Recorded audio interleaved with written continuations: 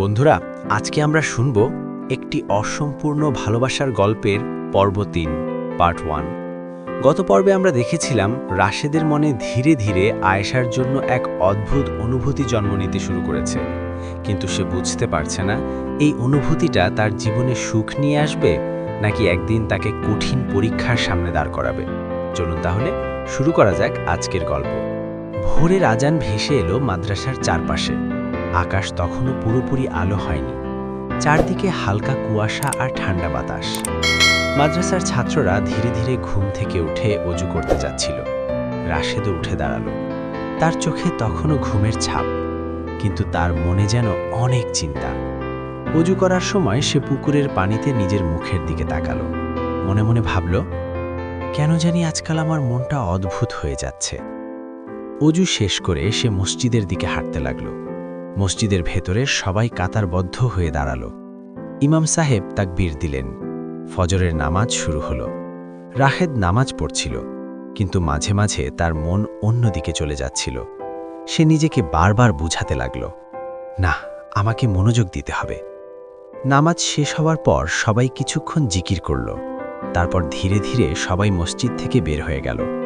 রাশেদ বের হয়ে মাদ্রাসার মাঠের দিকে হাঁটতে লাগল। সকালের সেই পরিবেশটা ছিল খুব সুন্দর।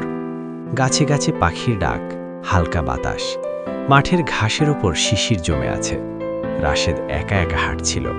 তার মনে তখন অনেক চিন্তা ঘুরপাক খাচ্ছিল। হঠাৎ তার মনে পড়ে গেল কয়েকদিন আগে লাইব্রেরির সামনে প্রথমবার সে আয়েশাকে দেখেছিল। সেদিন আয়েশা কয়েকটা কিতাব হাতে নিয়ে দাঁড়িয়েছিল। হালকা সাদা হিজাব, মুখে এক শান্ত হাসি। রাশেদ তখন প্রথমবার তার দিকে তাকিয়েছিল, কিন্তু সাথে সাথে চোখ সরিয়ে নিয়েছিল, কারণ সে জানত এভাবে তাকানো ঠিক না।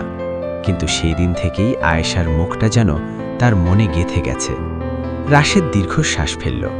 ঠিক তখনই পেছন থেকে কেউ ডাক দিল, এই রাশেদ। সে পিছনে তাকিয়ে দেখল তার বন্ধু সাব্বির। সাব্বির দৌড়ে এসে তার পাশে দাঁড়ালো।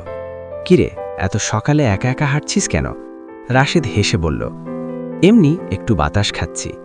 সাব্বির তার দিকে তাকিয়ে বলল, তোর মুখ দেখে তো মনে হচ্ছে অন্য কিছু। রাশেদ একটু অবাক হয়ে বলল, কেন? সাব্বির মুচকি হেসে বলল, কারণ আমি তোকে অনেক দিন ধরে চিনি। দুজনেই মাঠের পাশে একটা আম গাছের নিচে গিয়ে বসল। সাব্বির বলল, সত্যি করে বল, তুই কি কারো কথা ভাবছিস? রাশেদ কিছুক্ষণ চুপ করে রইল। তারপর বলল, না, এমন কিছু না। সাব্বির আবার হেসে বলল, আয়েশা নামটা শুনলে তোর কি মনে হয়? এই কথা শুনে রাশেদ যেন হঠাৎ থেমে গেল। তার বুকটা কেঁপে উঠল। সে ধীরে বলল, তুই এসব বলছিস কেন? সাব্বির বলল, কারণ তোর চোখ সব বলে দেয়। রাশেদ কিছু বলল না। চারপাশে তখন সকালের আলো ছড়িয়ে পড়ছে। দূরে মেয়েদের মাদ্রাসার দিক থেকে কয়েকজন ছাত্রী হাঁটতে আসছিল। তাদের মাঝেই ছিল আয়েশা। আজ সে হালকা গোলাপি রঙের হিজাব পরেছিল। সকালের আলোতে তাকে খুব শান্ত আর সুন্দর লাগছিল। রাশেদের চোখ হঠাৎ তার দিকে চলে গেল। আয়েশাও এক মুহূর্তের জন্য তাকালো। তাদের চোখে চোখ পড়ল। তারপর আয়েশা দ্রুত চোখ নিচু করে হাঁটতে লাগল। সাব্বির সবকিছু লক্ষ্য করছিল। সে হালকা হেসে বলল, দেখলি তো? রাশেদ লজ্জা পেয়ে বলল, কিছু না, এমনি। কিন্তু তার মন বলছিল, এই গল্পটা এখন আর থামবে না, কারণ হৃদয়ের গল্প কখনো সহজে শেষ হয় না। এটা ধীরে ধীরে শুরু হয়, আর এক সময় মানুষের জীবনের সবচেয়ে বড় পরীক্ষায় পরিণত হয়। রাশেদ তখনও জানত না এই অনুভূতি একদিন তার জীবনের সবচেয়ে কঠিন সিদ্ধান্তের সামনে তাকে দাঁড় করাবে। লাইব্রেরির সামনে দাঁড়িয়ে রাশেদ কিছুক্ষণ চুপ করে রইল। আয়েশা তার হাতে কিতাবটা দিয়ে হালকা হাসল। সেই হাসিটা যেন এক মুহূর্তের জন্য রাশেদের পুরো পৃথিবীটাকে থামিয়ে দিল। সে কিছুক্ষণ বুঝতেই পারছিল না কি বলবে। তার মনে হচ্ছিল এটা হয়তো খুব ছোট একটা ঘটনা, কিন্তু তার হৃদয়ের ভেতরে যেন এক অদ্ভুত আলোড়ন সৃষ্টি করেছে। রাশেদ ধীরে বলল, ধন্যবাদ, আমি আসলে খেয়ালই করিনি যে কিতাবটা পড়ে গিয়েছিল। আয়েশা শান্ত গলায় বলল, কোনো সমস্যা নেই, আমি দেখলাম তাই তুলে দিলাম। দুজনেই কিছুক্ষণ চুপ করে দাঁড়িয়ে রইল। চারপাশে তখন বিকেলের নরম বাতাস বইছে। মাদ্রাসার মাঠে কয়েকজন ছাত্র হাঁটছে। কেউ কেউ গাছের নিচে বসে গল্প করছে। দূরে মসজিদের মিনারটা বিকেলের আলোয় চকচক করছে। রাশেদ মনে মনে ভাবছিল, কেন জানি আজকে সবকিছুই অন্যরকম লাগছে। ঠিক ঠিক তখনই দূর থেকে আয়েশার এক বান্ধবী ভাগ দিল। আয়েশা, তাড়াতাড়ি চল, দেরি হয়ে যাচ্ছে। আয়েশা একটু পিছনে তাকিয়ে বলল, আসছি। তারপর সে আবার রাশেদের দিকে তাকালো, একটা ছোট্ট হাসি দিয়ে বলল, ঠিক আছে, আমি যাচ্ছি। রাশেদ একটু অপ্রস্তুত হয়ে বলল, আচ্ছা। আয়েশা ধীরে ধীরে তার বান্ধবীদের সাথে হাঁটতে শুরু করল। রাশেদ অনেকক্ষণ সেখানে দাঁড়িয়ে রইল। তার মনে হচ্ছিল এই ছোট্ট ঘটনাটা যেন তার জীবনের ভেতরে একটা নতুন অনুভূতির দরজা খুলে দিয়েছে। সে ধীরে ধীরে মাদ্রাসার পুকুরের দিকে হাঁটতে লাগল। পুকুরের পাশে গিয়ে একটা গাছের নিচে বসে পড়ল। পানির দিকে তাকিয়ে তার মনে অনেক চিন্তা ঘুরতে লাগল। সে নিজেকে প্রশ্ন করল, আমি কি সত্যিই আয়েশাকে পছন্দ করতে শুরু করেছি? তারপরই আবার মাথা নাড়ল, না, এটা ঠিক না। আমি এখানে পড়াশোনা করতে এসেছি, আমার লক্ষ্য আলাদা। কিন্তু মন তো আর এত সহজে মানতে চায় না। যখনই সে আয়েশার কথা ভুলতে চেষ্টা করে, তখনই সেই হাসিটা তার মনে ভেসে ওঠে। ঠিক তখনই তার বন্ধু সাব্বির সেখানে এসে বসল। সাব্বির বলল, কিরে, তুই এখানে বসে আছিস কেন? রাশেদ একটু চমকে উঠে বলল, এমনি একটু বসে আছি। সাব্বির হেসে বলল, তোর মুখ দেখে মনে হচ্ছে তুই অনেক বড় কোনো চিন্তায় আছিস। রাশেদ বলল, না রে, তেমন কিছু না। সাব্বির একটু মজা করে বলল, আয়েশার কথা ভাবছিস নাকি? এই কথা শুনে রাশেদ হঠাৎ চুপ হয়ে গেল। সে সাব্বিরের দিকে তাকালো। সাব্বির হেসে বলল, আরে ভয় পাচ্ছিস কেন? আমি তো শুধু মজা করলাম। রাশেদ ধীরে বলল, তুই এসব কথা বলিস না। সাব্বির বলল, কেন? আয়েশা তো ভালো মেয়ে। রাশেদ কিছুক্ষণ চুপ করে রইল। তারপর বলল, ভালো তো অবশ্যই, কিন্তু এসব কথা ভাবা ঠিক না। সাব্বির একটু গম্ভীর হয়ে বলল, ঠিক বলেছিস, কিন্তু মানুষ তো আর মনকে সবসময় নিয়ন্ত্রণ করতে পারে না। রাশেদ পানির দিকে তাকিয়ে রইল। পুকুরের পানিতে তখন সূর্যের আলো ঝিকমিক করছে। তার মনে হচ্ছিল তার জীবনের ভেতরেও যেন নতুন কোনো আলো ঢুকে পড়েছে। কিন্তু সেই আলো তাকে সুখ দেবে নাকি একদিন কষ্টের কারণ হবে, সেটা সে জানে না। সন্ধ্যার আজান ভেসে এলো মাদ্রাসার চারদিকে। রাশেদ ধীরে ধীরে উঠে দাঁড়ালো। সে মসজিদের দিকে হাঁটতে লাগল। তার মনে তখনও একই প্রশ্ন ঘুরছে, এই অনুভূতিটা কি সত্যিই ভালোবাসা, নাকি এটা শুধু সময়ের একটা ছোট্ট খেলা?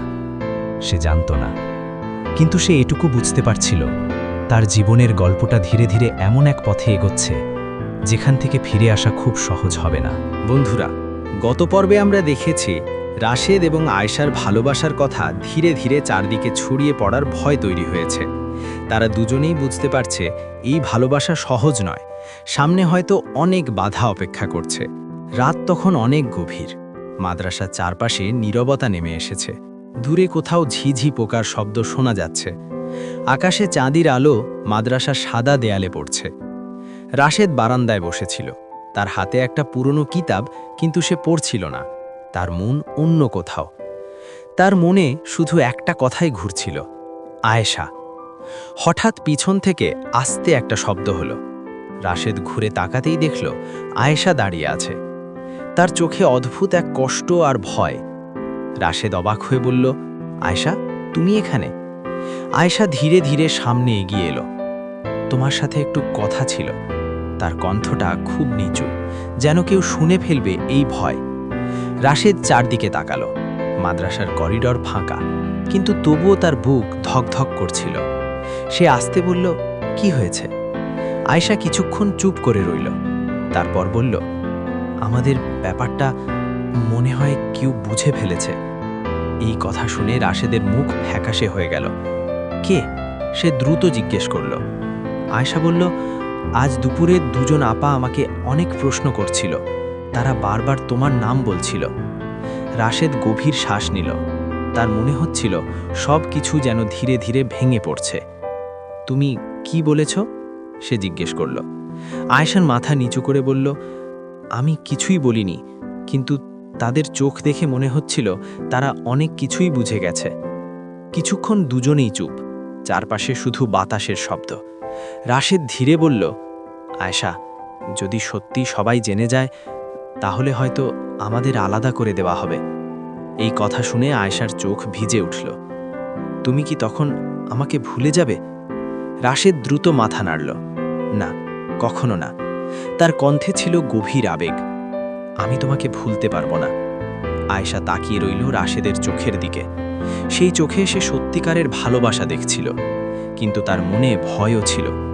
সে আস্তে বলল, রাশেদ, যদি আমাদের ভাগ্যে এক হওয়া না থাকে। এই কথাটা যেন রাশেদের হৃদয়ে আঘাত করল। সে কিছুক্ষণ চুপ করে থাকল। তারপর আকাশের দিকে তাকিয়ে বলল, আল্লাহ যাকে চাইবেন তাকেই আমাদের জন্য লিখে রাখবেন, কিন্তু একটা কথা মনে রেখো, তুমি আমার জীবনের সবচেয়ে সুন্দর দোয়া। আয়েশার চোখ থেকে অশ্রু গড়িয়ে পড়ল। সে বলল, আমি শুধু চাই তুমি ভালো থাকো। ঠিক তখনই দূর থেকে কারোর পায়ের শব্দ শোনা গেল। দুজনেই চমকে উঠল। রাশেদ দ্রুত বলল, তুমি এখনই চলে যাও। আয়েশা কিছু বলতে চেয়েও থেমে গেল। সে ধীরে ধীরে পেছন ফিরে হাঁটতে শুরু করল। চাঁদের আলোতে তার ছায়াটা দীর্ঘ হয়ে মাটিতে পড়ছিল। রাশেদ দাঁড়িয়ে দাঁড়িয়ে তাকিয়ে রইল।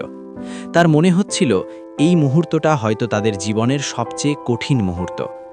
হঠাৎ পেছন থেকে গম্ভীর একটা কণ্ঠ শোনা গেল, রাশেদ। রাশেদ চমকে ঘুরে দাঁড়াল।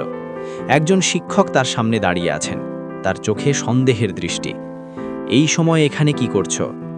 রাশেদের বুকের ভেতরটা কেঁপে উঠল। সে কিছু বলতে পারছিল না। তার মনে হচ্ছিল সবকিছু হয়তো আজই প্রকাশ হয়ে যাবে। আর যদি সত্যি সবকিছু সবাই জেনে যায়, তাহলে কি রাশেদ আর আয়েশার ভালোবাসা এখানেই শেষ হয়ে যাবে, নাকি তাদের জীবনে আসছে আরও বড় পরীক্ষা? চলবে পরবর্তী পর্বে কি হবে জানতে চাইলে অবশ্যই পর্ব 4 দেখবেন। ভিডিওটি ভালো লাগলে লাইক করুন, আপনার মতামত কমেন্ট করে জানান, আর এমন আরও গল্প শুনতে সাবস্ক্রাইব করে রাখুন আমাদের চ্যানেল। আল্লাহ হাফেজ।